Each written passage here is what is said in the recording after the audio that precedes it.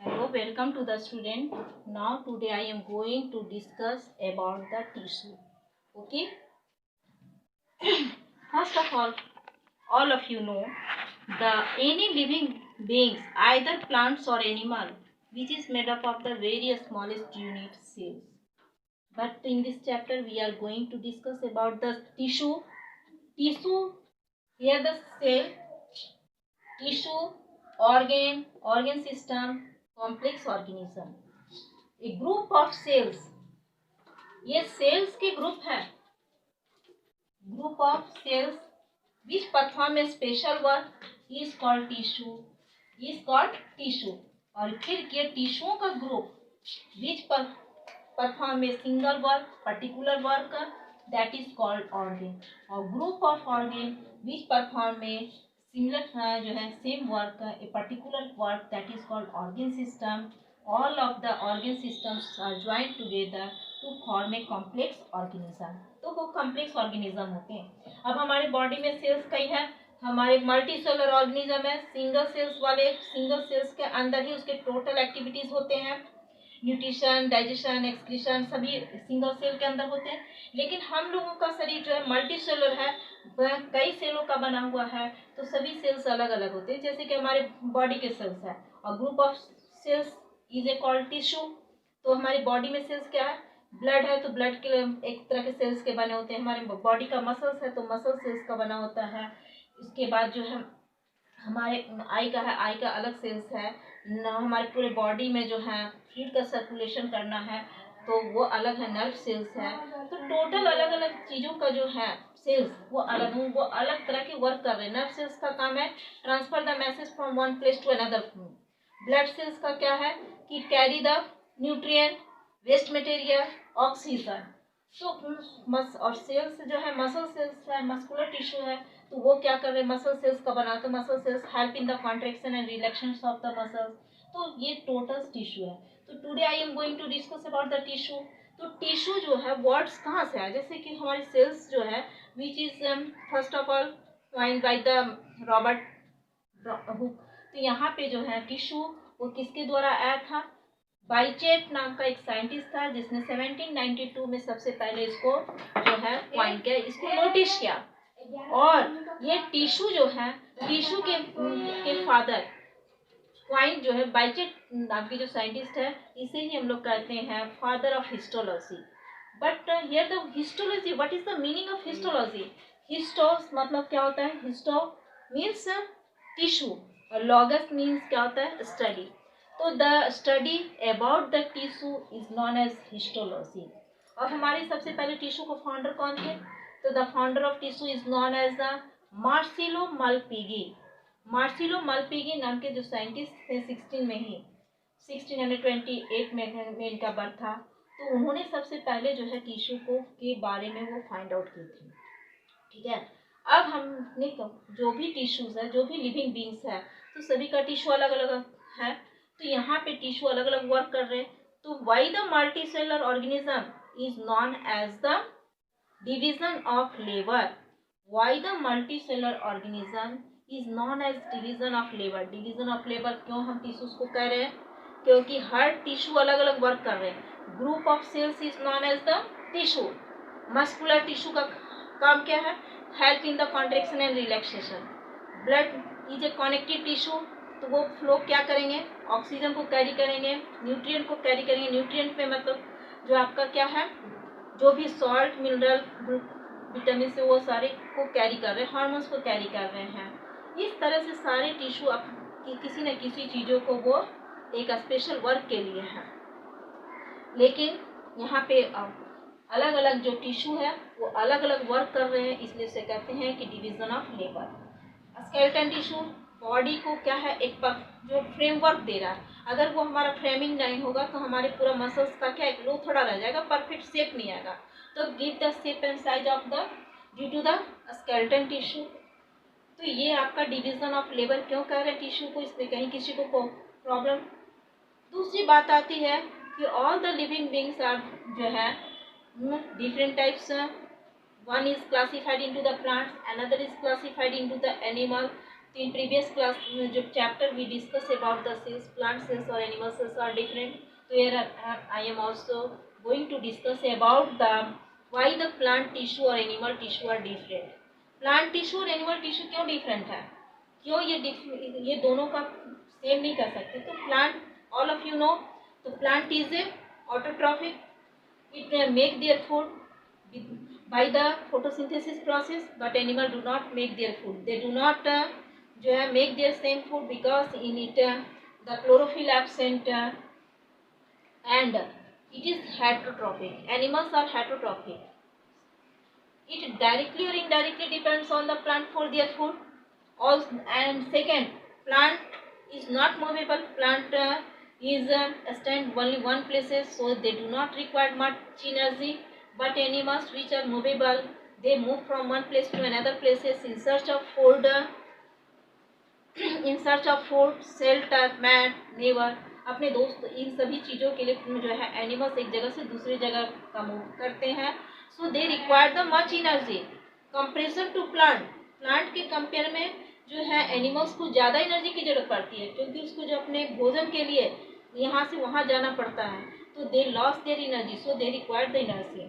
तो now here the plants and animals cells are animal tissues are different due to the different presence of different cells. Okay, so now I am going to discuss about the plant tissue. Here I am discuss about the plant tissue. Plant tissue, first of all, they classified into the two groups: meristematic tissue and permanent tissue. Meristematic tissue, such tissue which have the capacity to divide. They have capacity to grow, increase their cells, increase their number. So it is known as meristematic tissue. They have the capacity to divide. Okay. Further, meristematic tissue are also classified into the three groups. Further, meristematic tissue classified the three groups. तीन भागों में इसको divide करते हैं, या कह सकते हैं कि meristematic tissue is the three types. तीन तरह के होते हैं. फर्स्ट एपिकल meristematic tissue, दूसरा है lateral meristematic tissue और तीसरा है intercalary meristematic tissue. Apical meristematic tissue, it is generally found at the apical portion, या tip of root, stem and apex of leaf. Tip of root का मतलब है कि अगर हम रूट को बनाएं, अगर प्लांट्स का है तो यहाँ से अगर रूट निकल रहा है तो रूट के ये टिप कौन है, एपिकल पोर्शन का है, लास्ट, जहाँ पे आपका रूट हेयर पाए जाते हैं. इस रूट हेयर वाले पोजीशन पे क्या है, here the cells have the capacity to divide. This portion is known as the tip portion of the root. उसी तरह स्टेम का सबसे, अगर यहाँ से कोई स्टेम निकल रहा है तो ये लास्ट वाला जो है इंड, वो क्या कहलाएगा, टिप ऑफ द स्टेम. उसी तरह से लीफ अगर कोई निकल रहा है, यहाँ से लीफ, तो जहाँ भी निकला तो ये टिप वाला पोर्शन ये है, यहाँ पे ये सेल्स जो है डिवाइड करने का है. तो एपिकल टिश्यू जो कहाँ पाए जाएंगे, tip of the root, stem and apex of the leaf. Okay. दूसरा है कि lateral, just below the bark. Plants का सबसे ऊपर वाला जो हिस्सा है, जो बार्क कहलाता है, छाल कहलाता है, उसके नीचे वाले को कैम्बियन कहते हैं, वहाँ पे लेटरल मेरिस्टेमेटिक टिश्यू पाए जाते हैं ग्लूइक स्ट्रक्चर में. और ये खास करके हमारे डाइकॉट प्लांट जो है उसके रूट और स्टेम में पाए जाते हैं, और वो वहाँ पे इसका मेन काम है help in the growth of root और स्टेम. लेकिन बात तो आई कि ये जो डाइकॉट है, ये डाइकॉट क्या है, डाइकॉट की पहचान है कि अगर उसका लीफ है तो वो लीफ में कैसा वेनेशन होगा. अगर वो कोई भी लीफ बना रहे हैं डाइकॉट का, तो ये ऐसा वाला लीफ क्या है, पैरेलल. लेकिन अगर इसमें फिर ब्रांचिंग हो जाए तो इसमें क्या नेट बन रहा है, जालीदार रचना होगी, तो ऐसे को क्या कहते हैं, नेट रेटिकुलेट वेनेशन. तो ये डाइकॉट में रेटिकुलेट वेनेशन होगा. दूसरा इसका स्टेम, ये से जब रूट निकलता है तो रूट की पहचान क्या होगी, रूट में प्राइमरी सेकेंडरी रूट होगा, ये आपकी पहचान होगी. इसमें पूरा आइडेंटिफाई होगा स्टेम के साथ रूट, ये डाइकोट स्टेम. और इसका सीड्स कैसा होगा, तो सीड्स जो है दो भागों में बंटने वाले हैं। दो कॉटिलीडन में बंट जाएगा सीड्स, तो इसको कहते हैं डाइकॉट सीड्स। तो ये डाइकॉट रूट और स्टेम में जो है ग्रोथ के लिए रिस्पॉन्सिबल होते हैं। तब बात आती इंटर कैलरी। इंटर कैलरी की पहचान क्या है कि the base of leaf, base कहाँ से है, अगर कोई भी पौधा, ये स्टेम है और स्टेम से यहाँ से निकला ये लीफ, तो लीफ का ये जो बेस जो अटैच है, ये पोर्शन का बेस पे ही पाया जाएगा इंटर कैलरी, और दो बेसों के बीच के स्पेस को क्या कहेंगे, इंटरनोड। यहाँ पे स्पेशली जो है मोनोकॉट स्टेम या ग्रासेस वगैरह में जो है इंटर कैलरी मेरिस्टेमेटिक टिश्यू पाए जाते हैं। यहाँ पे इस पोर्शन पे ग्रोथ होगा या इस पोर्शन पे ग्रोथ होगा। ओके, तो यहाँ पे अगर किसी को कोई प्रॉब्लम नहीं है तो बताने जा रही। फिर परमानेंट आपका जो है टिश्यू,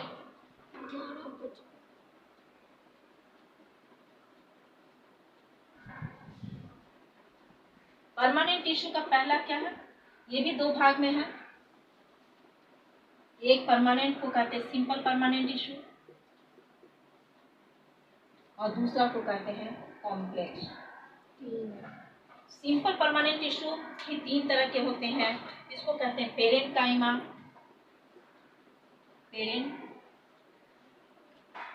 दूसरा क्या है कॉलेनकाइमा, और तीसरा है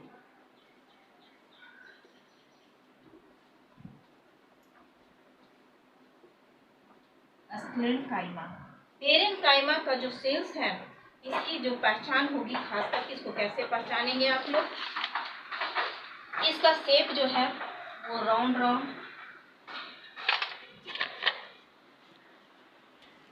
इस टाइप के स्ट्रक्चर होंगे, और इसके बीच में न्यूक्लियस, बीच में यहाँ का पूरा स्पेस खाली रहेगा। ये वैक्यूल है लेकिन राउंड एंड ओवल, लेकिन इन सभी के बीच में ये सभी जो पोर्शन ग्रीनिश वाला पोर्शन कर रहे हैं, ये क्या है आपका इंटरसेलुलर स्पेस खाली है। तो इसकी पहचान जो है आपका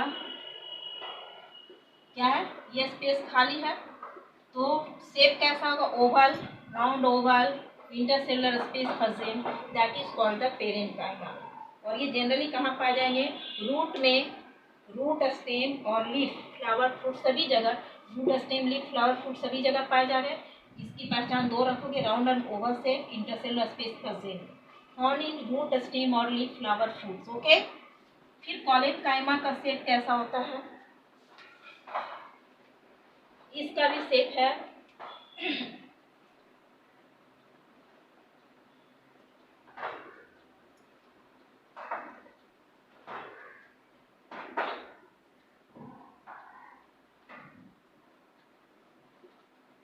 ये आपका ओवल राउंड शेप है, और जितना भी इसके शेप में है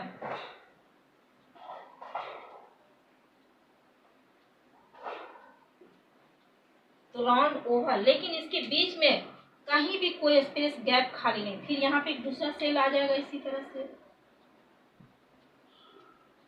कहीं किसी के बीच में इंटरसेलुलर स्पेस है, इसमें कोई भी इंटरसेलुलर स्पेस नहीं पाया जाएगा।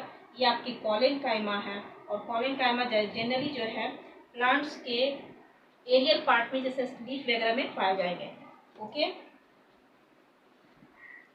और स्क्लेरेन्काइमा है, ये आपकी कहाँ पे पाए जाएंगे, इसका भी शेप इरेगुलर है, कोई खास शेप नहीं है।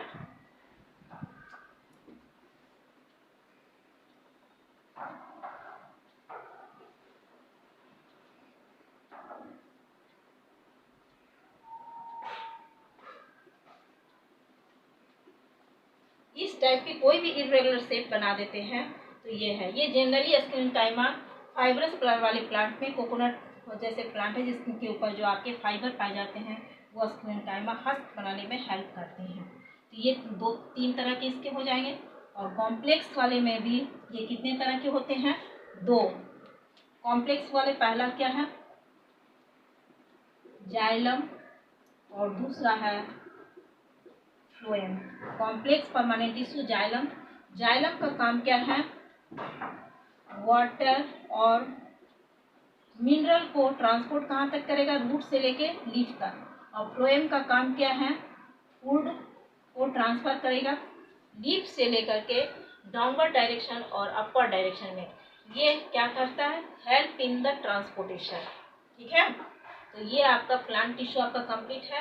प्लांट टिश्यू दो तरह के होंगे आपके, meristematic tissue, permanent tissue. Meristematic tissue तीन तरह के होते हैं, एपिकल, लेटरल और इंटरकैलरी। और परमानेंट टिश्यू जो है वो क्या है, दो तरह के हैं, सिंपल और complex. Simple are also classified into the parenchyma, collenchyma, sclerenchyma, और complex is classified into the xylem, phloem. Okay, फिर इसके ऊपर जो नेक्स्ट क्लासेस में इसमें जो भी प्रश्न है उसके ऊपर डिस्कस किया जाएगा। Thank you.